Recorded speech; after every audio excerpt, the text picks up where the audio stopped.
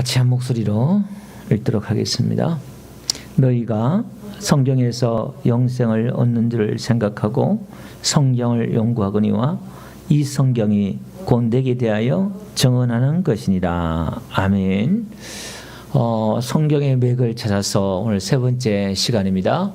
오늘 성경의 그 배경에 대해서 살펴보도록 하겠습니다. 하나님께서는 의도하신 바가 있습니다. 하나님의 그 의도를 성경이란 이곳에서 히브리인들을 통해서 하나님이 성경을 기록하게 하셔서 그 속에 하나님의 의도를 담아 두셨죠. 그래서 우리 지난주에 복습을 하고 좀 넘어가면 먼저 하나님의 의도가 있었어요. 성경은 이 하나님의 의도가 중요합니다. 이 하나님의 의도를요, 우리가 어떻게 아냐면 히브리인들이 갖고 있는 세 가지의 사고, 세 가지의 방법을 통해서 우리가 하나님의 의도를 찾을 수 있어요. 이 통전을 성경을 전체로 하나로 이렇게 봅니다. 전체 하나로 이렇게 보고, 통합은 부분 보는 게 아니라 전체를 1과 1, 신약과 구약 따로따로 하나하나를 쪼개서 보는 게 아니라 통합해서 봐요. 그래서 이 통섭이라는 것은 융합적인 사고라고 그랬잖아요. 이 융합이라는 게 하나와 하나를 합쳐가지고 또 다른 하나를 만들어내는 거예요. 화학적 연합이다 이렇게 볼 수가 있고, 이 통합은 화학적인 그런 통합이 아니라 물리적인 통합이라 그럴까요? 하나 대 하나 그냥 이렇게 맞춰 통합하는 거예요. 모든 걸 종합해서 사고하는 이 사고 체계가 있습니다. 지난주 좀 우리가 한번 영상을 한번 보시면 될 것 같고요. 어쨌든 이 세 가지를 통해서 성경을 보니까 뭐가 드러나냐면 하나님의 목적이 드러나더랍니다. 하나님의 그 목적이 있는데, 그 하나님의 목적이 뭐냐? 구약과 신약에 흐르는 주제가 있는데 그것은 하나님의 나라예요. 이 하나님의 이 나라, 하나님의 그 목적을 하나님이 어떻게 이뤄나가냐면은 이제 예언하시고, 하나님이 먼저 예언하죠. 그걸 또 성취해요. 구약과 신약이 이런 겁니다. 하나님이 예언하고 그것을 성취하시고, 예언하고 성취하고. 그래서 성경을 하나님의 말씀이다 이렇게 말해요. 예언했으면 그게 이루어져야 되잖아요. 성취되어야 되잖아요. 사람의 말이라면 그게 성취될 리가 없죠. 근데 하나님은 그 예언을 그대로 또 성취를 해요. 그래서 옛 언약, 새 언약, 구약과 신약을 이렇게 나눕니다. 자, 그 하나님의 목적 중에서 우리 앞에 그림을 한번 보면 신구약의 큰 주제가 있어요. 그게 하나님의 나라라고 그랬어요. 그죠? 그 앞에 한번 그림을 다시 한번 보여주시면, 하나님의 그 나라가 이 하나님의 목적 중에 큰 주제인데, 신구약의 큰 주제라고 그랬어요.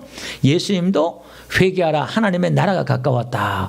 예수님이 처음 전파한 것도 하나님의 나라에 대해서 전파했고, 부활하시고 난 뒤에 40일 동안 이 땅에 계시면서도 하나님의 나라에 대해서도 이야기했단 말이에요.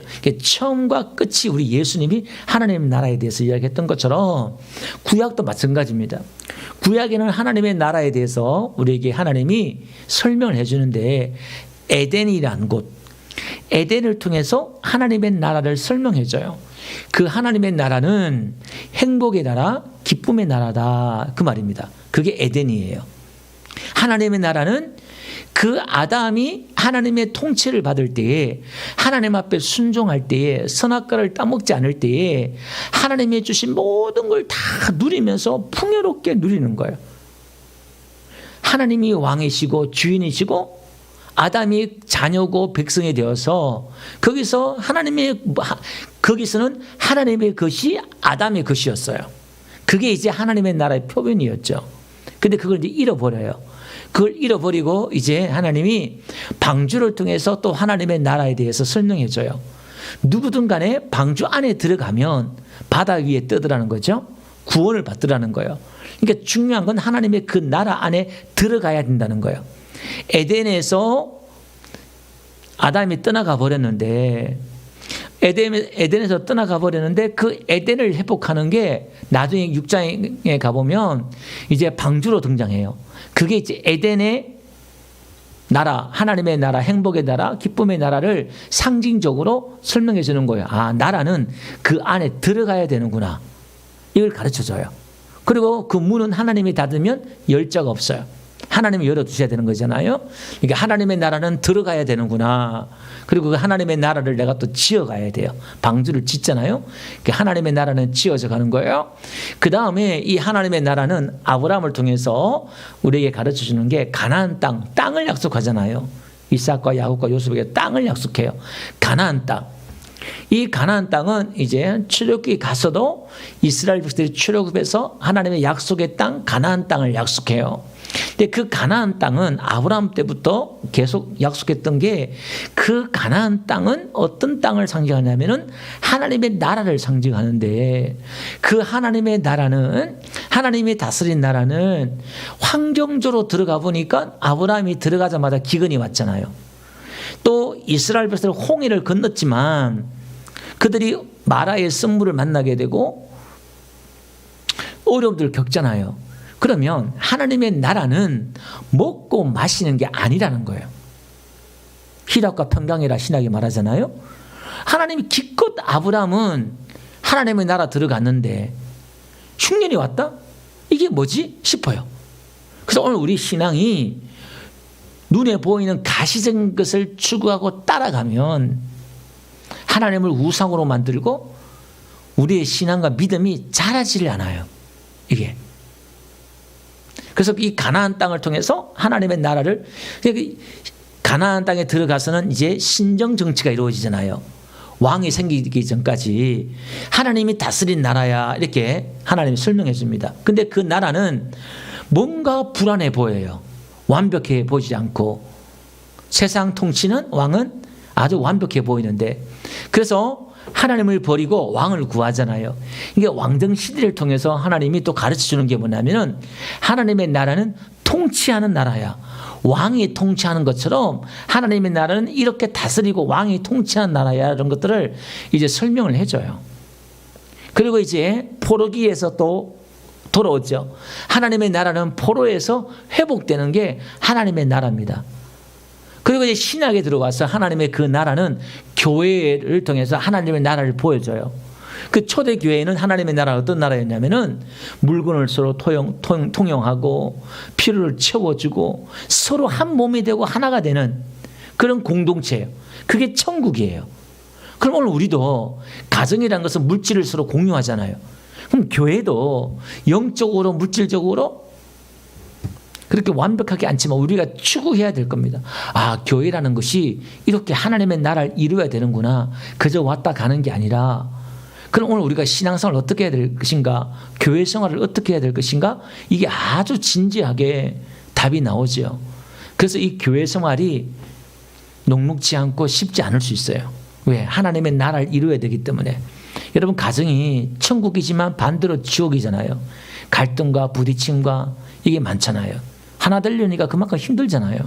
남들은 한 번씩 어쩌다 만나면 얼마나 웃고 화기애애하고 좋고 편하고 갈등도 없이 잘 돼야 합니까? 근데 가정은 그렇지 않잖아요. 교회도 마찬가지입니다. 다 붙어 있으니까 갈등이고 꼴보기 싫고 막 힘든 거죠. 근데 성경은 예수님은 그렇게 교회 안에서 하나님의 나라를 이루어야 되는 거야. 그게 신앙이야. 그게 신앙생활이야. 그렇게 말씀하고 있는 거예요. 그러니까 우리는 하나님의 나라를 먼저 내 안에 이루고 내 안에 이루어진 하나님의 그 나라를 우리 안에 교회 안에 이루고 그 하나님의 나라를 천국을 보여줘야 돼요. 그게 전도입니다. 하나님의 나라를. 그 많은 사람들이 막 전도되어 오잖아요. 초대교회가. 자, 이렇게 하나님의 나라 주제가 하나님 나라였다는 거예요. 또 다음 그림요. 이게 예언과 성취를 통해서 보여준다고 그랬죠. 예언과 성취를 통해서 하나님의 나라가 이제 이루어지고요. 그 다음 그림을 한번 보면 이게 이제 그 예언과 성취를 이루어지는 오늘 성경의 그 배경이니까요. 어떻게 이제 이루어지냐면은 구약과 신약이 이루어지잖아요. 이 구약이 우리가 성경을 알 때 성경의 배경을 알아야 돼요. 성경의 그런 역사적인 배경, 언어, 문화, 철학, 그 시대의 종교 이걸 다 알아야 돼요. 그리고 성경의 본문이 그 시대에 이 말씀이 어떤 의미였는가를 찾아내는 게 그걸 주석이라 그래요. 그 주석을 하고 오늘 이 시대에 이제 그걸 해석을 해야 돼요. 이 시대에 맞게끔. 그걸 해석이다 그래요. 그래서 오늘 우리는 이 주석을 하지 않고 바로 해석을 해버리고 해석한 다음에 그 다음 나에게 우리에게 적용을 해야 되는데 바로 적용을 해버리거든요. 그러니까 많은 문제가 있어요.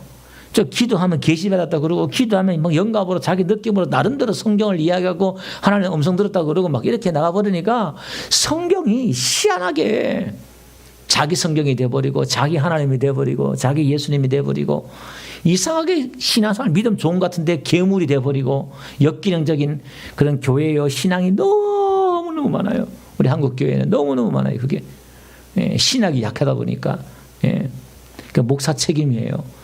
목사가 신학이 약하니까 성도들한테 그걸 제대로 안 가르쳐주니까 뭐 기도만 하면 되지 뭐 기도가 하면 다 되지 신학이 뭐 필요 있냐고 우리 한국에 어떤 그런 영향이 좀 많이 있어요.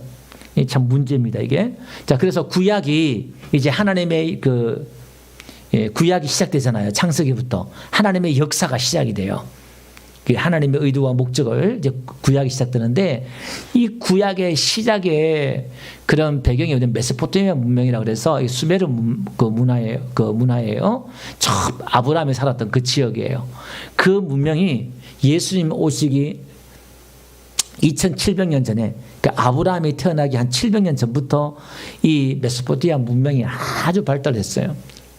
아브라함이 2100년도 사람이니까 이 문명이 이제 거의 한 2700에서 2350년경 정도 이렇게까지 가요. 수메르 문화가 이제 이게 그 문화가 이제 나중에 어디 나일강 문명으로 가요. 출애굽기 있죠? 나일강의 문명이라는 것은 그의 종교, 문화 이것들이 출애굽기에 다 등장하게 돼요. 그게 바탕이 되어 있어요. 그 다음에 이제 그 가나안 땅에 들어가잖아요. 바벨이 아니고 바알이에요. 바알. 그 잘못 지금 적었네요. 가나안 땅에 약속의 땅 가나안 땅에 들어가잖아요. 이 가나안 땅에 들어가면 바알 신이 이제 문제가 돼요. 그 땅이 통치하고 그 땅의 종교가 이제 바알 종교거든요. 그러니까 이 바알 종교를 잘 알아야 돼요. 그걸. 그 배경이 메소포타미아 그 문명이라든지 나일강의 문화라든지 가나안 땅의 그 문화 또 그 종교 그 특성들을 우리가 잘 알아야 돼요. 그걸. 그 다음에 가나안 땅에 들어가니까 가나안에 들어가서 5대 제국이 생겨요. 그러니까 아시리아 제국이 있죠. 이제 거의 사울 왕 시대 때에 이 아시리아가 생겨가지고 BC 722년에 이제 북쪽 이스라엘이 이 아시리아한테 망하잖아요. 하고 이제 바벨론이 등장합니다. 이 바벨론이 등장해가지고 남쪽 유다를 멸망시켜요. 이 바벨론이 혼란스럽다는 건데 이 바벨론 제국이 한 100년 정도밖에 안 되는데 이게 이제 마지막 요한 계시로 나와요. 아주 강력한 그런 군대이기도 하고요. 그랬죠? 625년에 생겨가지고 이제 539년까지 가요. 그리고 이제 페르시아 제국이 나와요. 우리 성경에는 바사 제국이라 그래요. 이제 바벨론 제국에서 남유다가 이제 586년에 BC 586년에 망하잖아요. 그 다음에 이제 이 페르시아가 바벨론을 무너뜨려요. 페르시아 제국이 539년에 이 페르시아 제국이 우리가 다니엘서나 에스더가 이 페르시아 시대예요. 바사 시대 때 이때 통치한 시대예요. 이게 이제 BC 331년까지 가요. 그리스 제국.